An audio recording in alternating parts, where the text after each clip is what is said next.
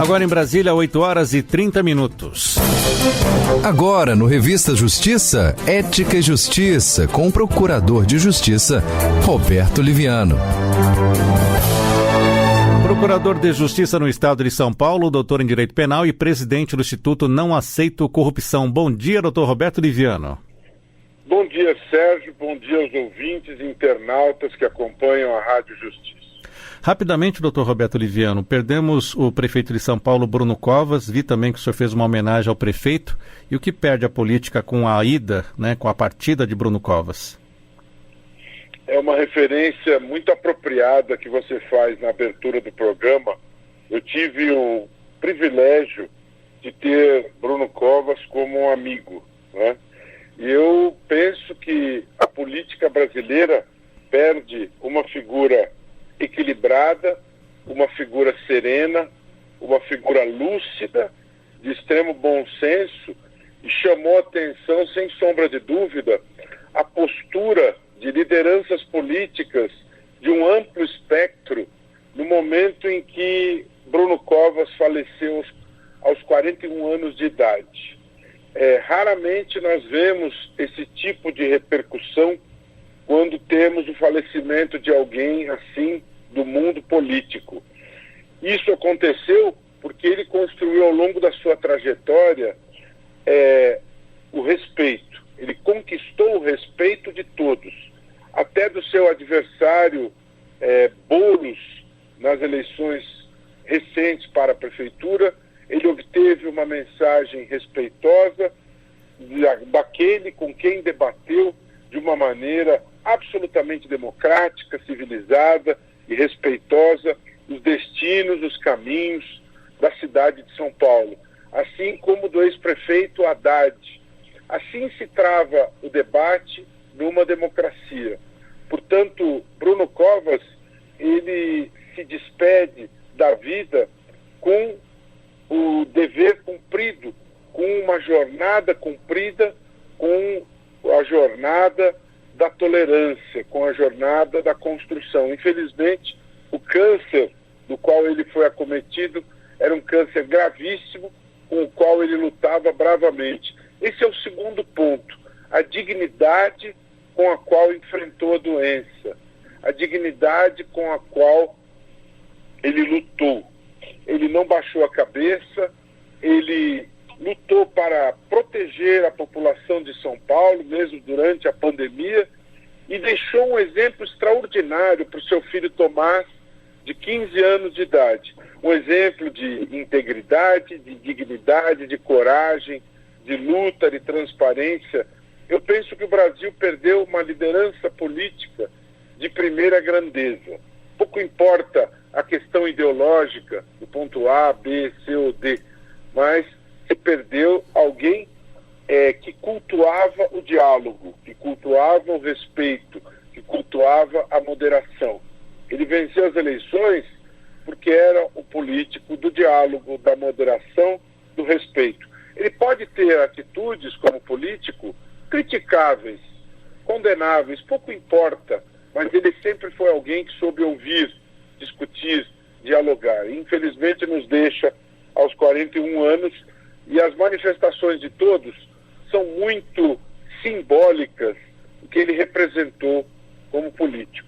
É muito triste, mas esse legado importante dele como político fica o exemplo para as próximas gerações. Está certo, doutor Roberto Liviano. Registrada a homenagem a Bruno Covas e continuamos em São Paulo. O senhor chega com essa notícia do Ministério Público que está denunciando 3 funcionários do Hospital das Clínicas de São Paulo por sobrepreço em contrato de fornecimento de oxigênio. Pois é, Sérgio. É muito triste nós observarmos que esses fatos ocorrem, mas infelizmente a pandemia nos mostra, não é a primeira vez que nós discutimos isto aqui, né?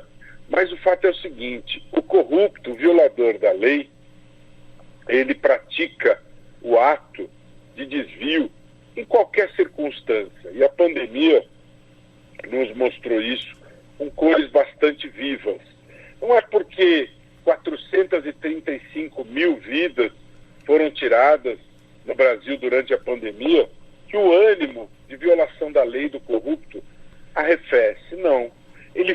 mantém absolutamente vivo, ele diz respeito à lei durante a pandemia, durante o maremoto, durante o terremoto, durante o tsunami, durante o assalto, em qualquer situação em que haja a oportunidade, o corrupto pratica o ato de desvio. E esta notícia do Hospital das Clínicas diz respeito a funcionários do sistema de saúde em que há compra de oxigênio por valor altamente superfaturado, né? O Ministério Público investiga e processa esses funcionários com base na lei de improbidade administrativa. O que nós devemos extrair daí? O que nós precisamos de investigação firme, de investigação séria. Esse é o único caminho possível diante de situações como esta.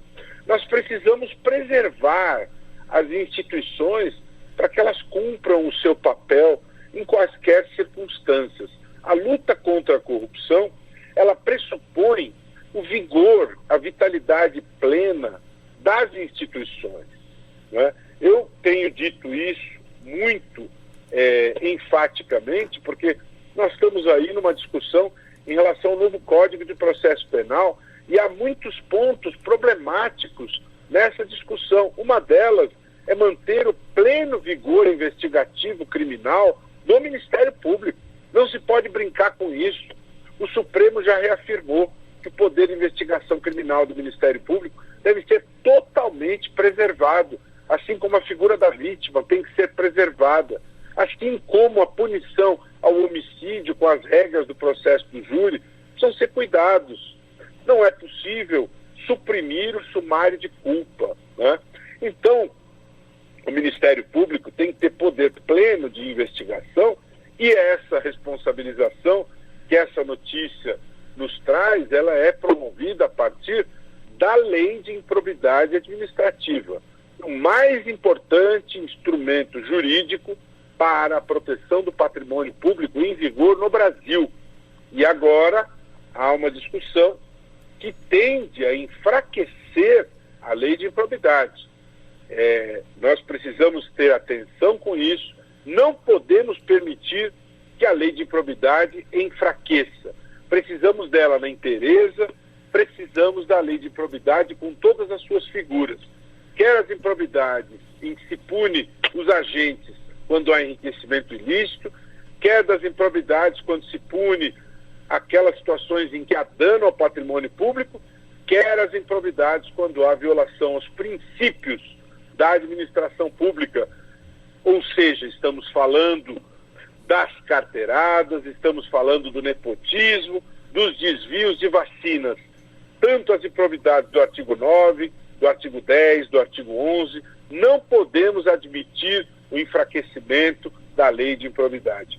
Essa situação narrada aí no Hospital das Clínicas, ela é possível graças à lei de improbidade. Precisamos dela intacta para a preservação do patrimônio público no Brasil.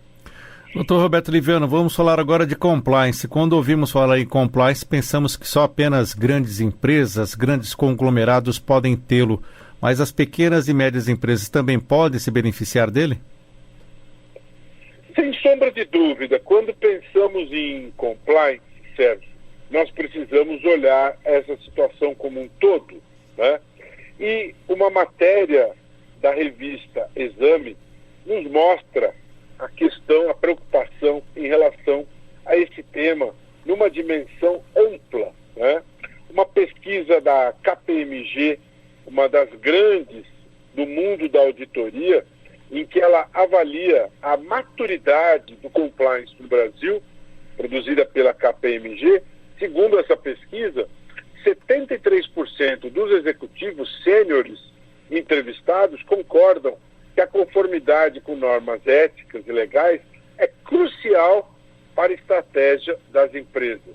Na primeira edição desse estudo, feito 6 anos atrás, apenas 58% faziam essa afirmação. Ou seja, a pesquisa mostra uma evolução em relação à importância do compliance nas empresas, não é? Mas essa atenção aos padrões de conduta não beneficia apenas as maiores organizações. Esse é o ponto. As pequenas empresas também têm muito a ganhar ao adotar essas práticas e mecanismos, porque existe uma perda de em torno de 5% do faturamento por ano em virtude dos desvios, em virtude das fraudes. É necessário cuidar desses assuntos, desses desvios, em todos os níveis. Não é óbvio que, se você está falando de uma grande empresa, o programa de compliance vai ser um programa mais sofisticado. Se nós estamos falando de empresas médias, de empresas pequenas, esses programas de compliance precisam ser adaptados à realidade e ao tamanho destas empresas.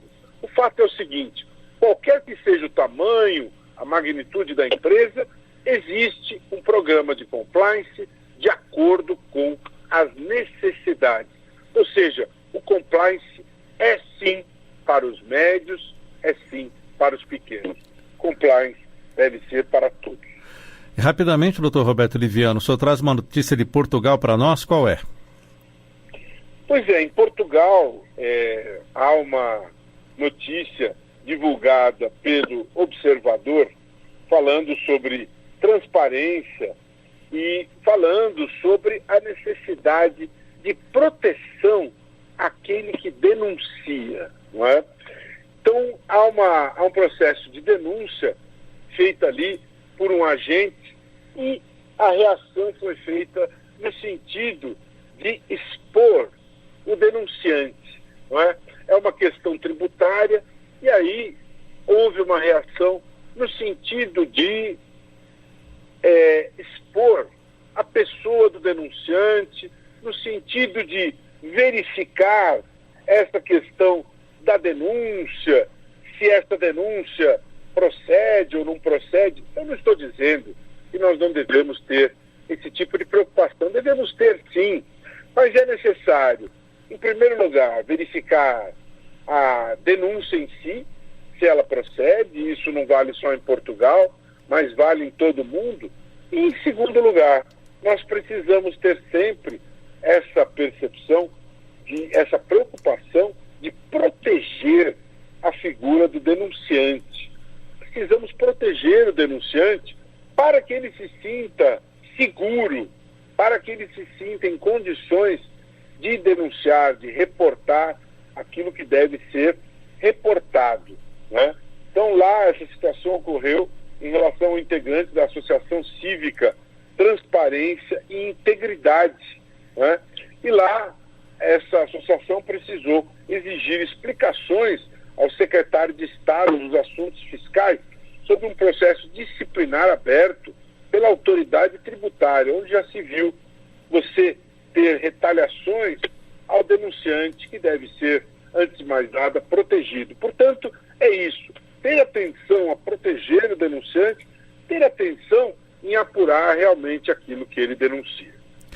Doutor Roberto Liviano, muito obrigado por estar conosco mais uma vez na Rádio Justiça. Até a próxima semana. Um abraço. Um grande abraço. É sempre um prazer estar com vocês na Rádio Justiça. E lembrando que ontem foi o Dia Internacional contra a Homofobia, não é?